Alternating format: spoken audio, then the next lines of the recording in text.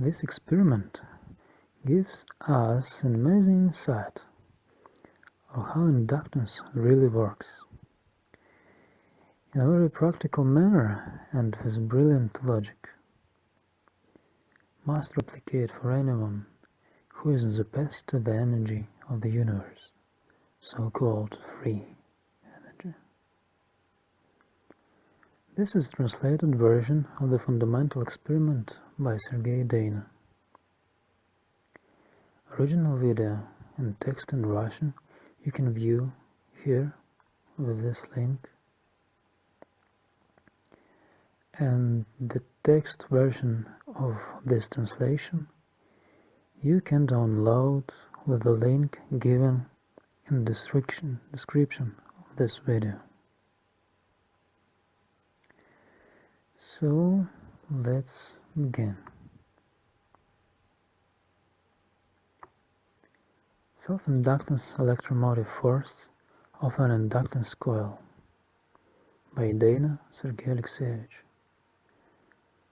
The goal of the experiment is to show that at the moment of closing the circuit consisting of the voltage source, battery 1, the inductor L1 and the capacitor C1, self-inductance EMF appears in the inductor. While its magnitude being equal to the source voltage 9 volt, the polarity is opposite. The capacitor is charged double the source voltage 18 volts at the end of a cycle. Below is a scheme of the experiment, so we can see our battery 9 volts, our inductor about 1 Henry,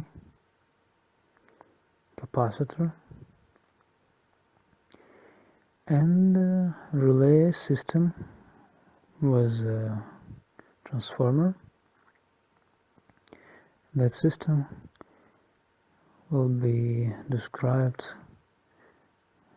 a bit later in the work, and you will get an image how the system works. If put diode in series with the inductor and the capacitor according to the current direction in the circuit, it could be possible to continue charging the capacitor from cycle to cycle. In my experiment, the capacitor was charged up to 400 volts. Then leakage current began to eat little portions of energy supplied cyclically by the power supply. As a result, the voltage growth on the capacitor stopped. Power transformer T1 is suitable to energize the relay winding using 220 volts AC, 50 Hz. The relay is labeled Relay 1. The operation of the relay based on the central moving contact oscillation in the alternating magnetic field of the electromagnetic coil, resulting in touching alternately two other stationary contacts. Photos of the elements used in these experiments are given below. Photo 1 shows a 40 watts inductor from a fluorescent lamp. Its induction is 947 millihenry. It's about 1 Henry. This is inductor.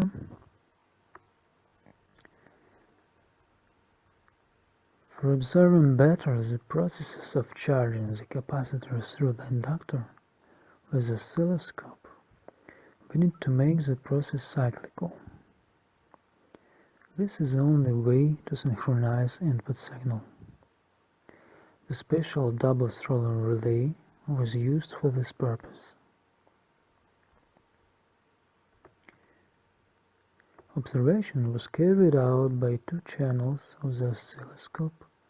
One of them was monitoring the voltage of the relay contact, and the second one monitoring the voltage on the capacitor, then on the inductor, in such a way that positive voltages were above zero on the oscilloscope screen and negative voltages were below zero.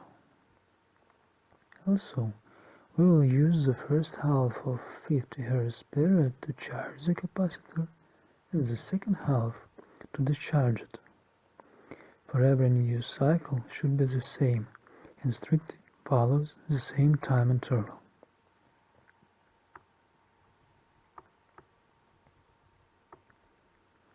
Photo 2 shows the relay operating on 50 Hz. It was taken from an old vacuum tube voltage converter with its group of normally open contacts. So you can see the relay, you can see the moving contact, you can see two stationary contacts, and this is the electromagnet coil. A 500 nanofarad capacitor is also shown here, which together with the inductor form a series LC tank with period of oscillation less than 20 milliseconds.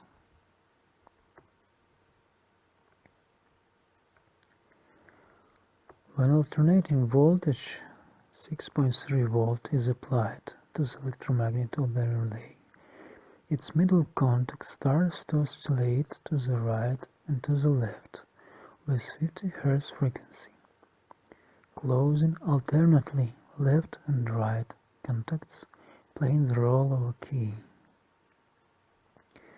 So next it will be the video from the original Sergey Deyna's experiment, and he will show this relay in details, and I try to comment it in English.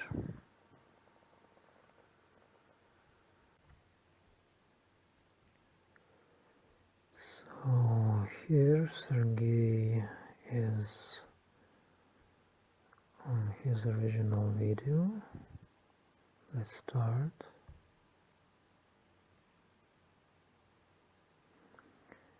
Here he is showing his relay as a transformer.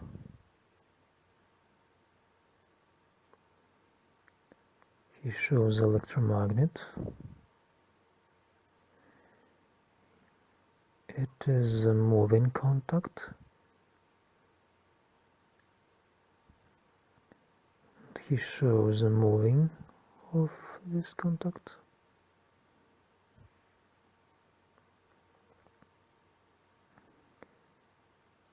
It is a stationary contacts.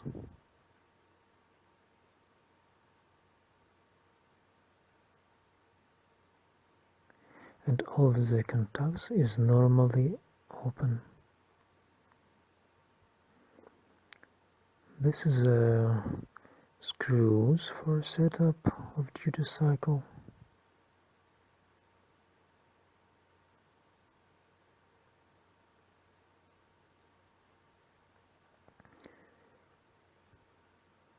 So this is a relay especially for investigating any process with a frequency of 50 Hz.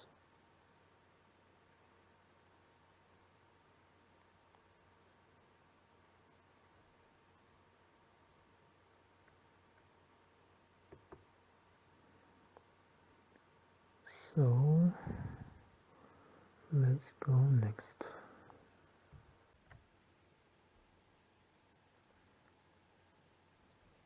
On both sides of the relay there are tuning screws for setting up a duty cycle. In this experiment, the duty cycle was set in such a fashion that closing time was less than a half of period of 50 Hz oscillation in the LC tank, formed by the inductor L1 and the capacitor C1. As a result, at the first position, the middle contact connects the capacitor C1 to the 9 volts voltage source through the inductor. Due to proper setup, the capacitor has time to charge fully from the battery. And in the second position of the middle contact, the capacitor has time to fully discharge to 0 volts. The process of charging and discharging the capacitor is presented in 2 figures below.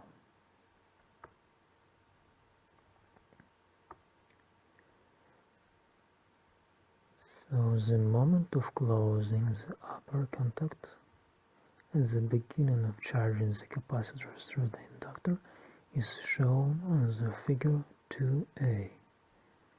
So this is this left figure.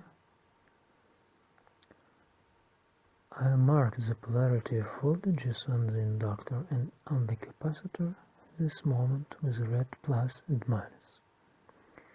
So we can see in this picture that battery has labeled polarity. Capacitor starts to charge with this signs of charges, and the inductor has polarity with this position of plus and minus. On figure 2b, it is shown the moment of disappearing of self-inductance EMF in the inductor, and the voltage crossing 0 and then rising to proper polarity from the 9 volts voltage source. All this coincides with the transition of the current IN in the inductor through its maximum. Orange diagram on figure 3, resulting in abrupt change in the voltage polarity to opposite on the inductor's ends. So you can compare left figure and right figure and see that polarity of the voltage on the inductor L1 has changed from the moment of the beginning of charging the capacitor to the moment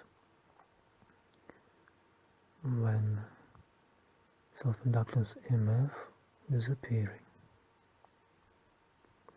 So this is a very interesting moment that you need to pay attention to.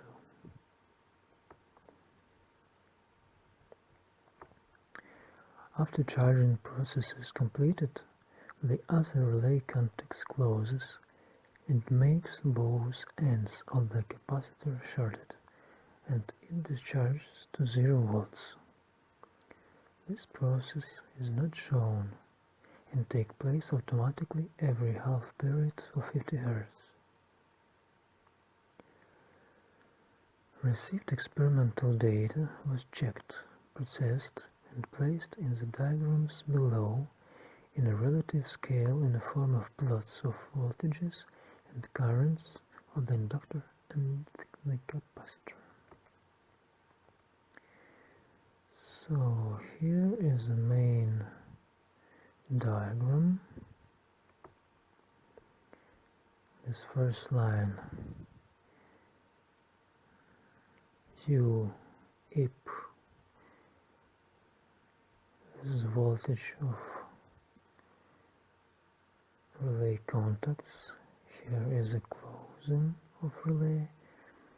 This is time relay is closed, and here is opening the relay, and here begins the discharging of capacitors in this empty period, and then charging cycle repeat.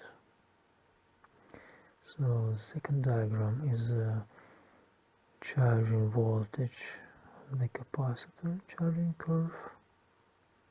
So you can see here is a level of the voltage source UIP, and at the top you see is a doubled voltage on the capacitor at the end of the cycle.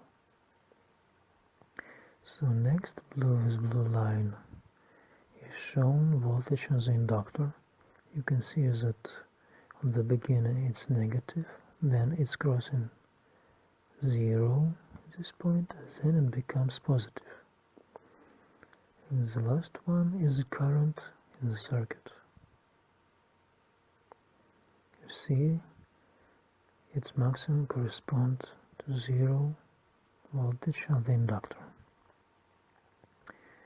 So let's read a description of this diagram. The duration of closing the relay is shown on the top with brown color in the form of a square impulse, during which L1 and C1 are connected to the voltage source and charging of the capacitor occurs.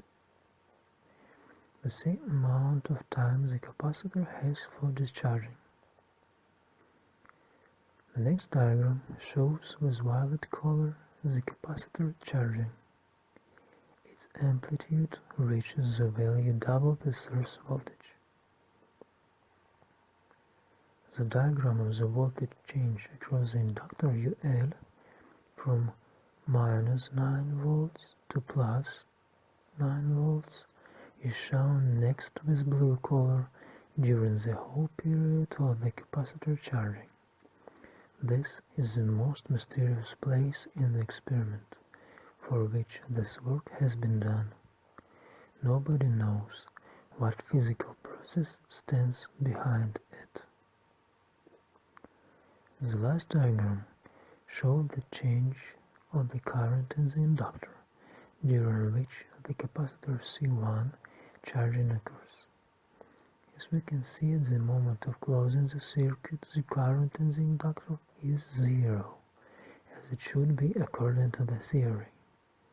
Then the current starts to rise sinusoidally until it reaches the maximum IL. Then it decreases to 0 again. Pay attention that in the moment when the current in the inductor reaches maximum, the voltage across the inductor was 0. All this is totally in line with the electrical engineering theory, where the oscillations in LC tank is investigated. It is seen that voltage in current phases is shifted and the current is ahead of the voltage on 90 degrees.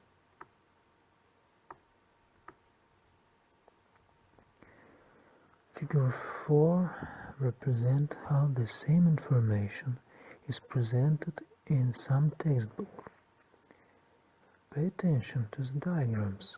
Here they are plotted all together. So this is a scan of the table from some Soviet textbook, and this is a diagram of the process. You can see UL, you can see UC, you can see the current, but current curve IL and charging voltage curve VC are far from sine shape, but match well with the results received in the experiment. But the voltage polarity UL on the inductor is shown upside down. Compare the curve UL with the blue curve in figure 3. Why attention is not paid to the double voltage on the capacitor? Here the theory and the practice do not match. By the way, the table also lacks the formula for calculating UL although the rest of the formulas for current and voltage of the capacitor are in place. It's not clear how the author got this UL curve. I have checked results of my experiment many times, and I am 100% responsible for my words. So what is it? A mistake in the textbook, or some intentional fitting with the result that someone needs? But it's not the main thing here. The main question is from where the voltage minus 9 volt had appeared at the ends of the inductor at the moment of closing the circuit. Since current has not moved even a bit, and the voltage on the capacitor is barely different from zero. In my experiment, I am not interested in the provisions of the theory of electrical engineering, but only in the physical meaning of this process. Exactly due to this mysterious fact, our capacitor charges to the doubled voltage 18 volts after one cycle, though the charge source has the voltage only 9 volts. If put a diode in series into the circuit and repeat the process, then its voltage Vc will be multiplied by 2 every new cycle. I think the most convincing will be the oscillograms of these processes. They are shown below. On the photo 3, the upper beam shows its zero level and the signal is absent. So you can see this oscillogram. Lower beam shows the duration of the relay contact closure period in the form of a square impulse. We will be syncing the oscilloscope with it. On the photo 3, its amplitude corresponds to the source voltage, UIP 9 volts. So this is the oscillogram. This beam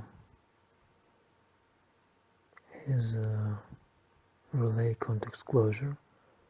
This amplitude is 9 volts. This time of closure, and this point of releasing the key. So next one. On the photo 4, the upper beam represents the capacitor charging curve. Lower beam is still the same closing and opening the relay's contacts. It should be noted that time of closure was set in such a manner that the capacitor have time to charge fully. At the end of the charging time, the voltage across the capacitor becomes double the 9 volts voltage source. What is clearly seen both in the oscillogram and in figure 3. Here, in the oscillogram, the contact responsible for the discharge is temporarily disconnected, so after the end of the impulse, the voltage on the capacitor remains. And you can see that when relay is closing, the capacitor begins to charge. And if this amplitude is 9 volts, so this amplitude is about 18 volts.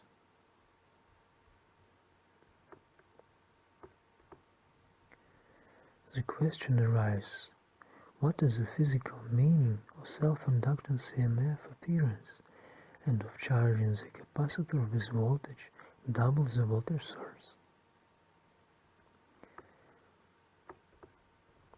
On the photo 5, this is the photo 5, the upper beam represents the process of changing the voltage across the inductor during the whole cycle of the capacitor charging. It is clearly seen that the capacitor charging curve and the inductor voltage curve have absolutely the same shape, part of a sine, since in the essence this is the same process. So you can see the negative spike of the inductance EMF, then it's crossing zero, and then it becomes positive. So in this cycle it changes its polarity, and this near the oscillogram is capacitor charging curve. For compare and see that the form is the same. So on the scope screen, plus is on the top, minus is on the bottom of the screen. The beam in the center shows 0 voltage across the inductor. Therefore, at the moment of closing the circuit, at the ends of the inductor, the self-inductance EMF appears, but with opposite polarity in the magnitude equal to the source voltage, U, 9 volts. How it can be possible if there was any current in the circuit yet?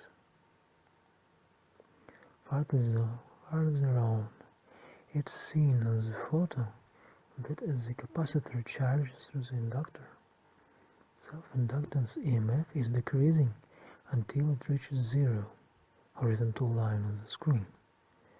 After crossing 0, the inductor has no more self-inductance EMF, and we could see the voltage of the proper polarity rising and gets close to the source voltage 9 volts at the end of the cycle. Combining two amplitudes of the self-induction EMF, negative and positive polarity, we finally get the answer to the question from where the capacitor receives its charge of 18 volts. That is double the source voltage. Thus we can ask two important questions. What is the physical meaning of the negative self-induction EMF of any induction coil, appearing at the moment of charging a circuit before the current has not even started its movement? No textbook gives an answer to this question. The second question: what is the short spike of negative voltage occurs in the very moment of closing the relay's contact? It also has a negative polarity, but goes lower than the self-inductance EMF amplitude to 1/3 and is clearly seen on the oscillogram on the photo 5. Who can find the answers to these questions? Or better to ask how it could be changed.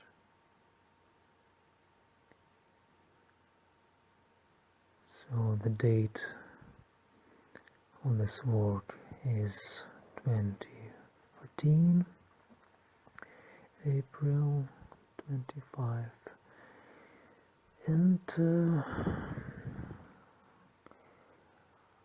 I like to say that this is a fundamental experiment. You should download the text and read it for several times, replicate this experiment by yourself, and only then you can really understand what is the point that Sergey Deyna tried to focus our attention at, because if we do not replicate the experiment in real circuit, It's not the honest way to make comments or assumptions or deny the received results. So personally, I have replicated these experiments. I have the video replications, and the link will be in the description. It will be in English too, so you can find,